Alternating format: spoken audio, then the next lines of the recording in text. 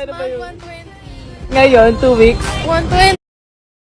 Yung 1 month income ko dati. Magkano ba? Yung 1 month income ko dati, na-hit ko yung 2 weeks. Magkano ba yun? 120. Ngayon, 2 weeks. 120. Curious kami, ano na ginagawa mo ngayon? Dropshipping. Ayoko lang na-realize. Hindi ka na bumabiyahe para pumasok. Hindi ka na masyado.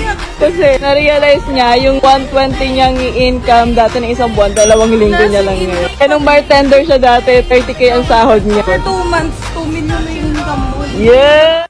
Magkano ba? Yung 1 month income ko dati, na-hit ko yung 2 weeks. Magkano ba yun? 120. Ngayon, 2 weeks. 120. Curious kami, ano na ginagawa mo ngayon? Dropshipping. Ayoko lang na-realize.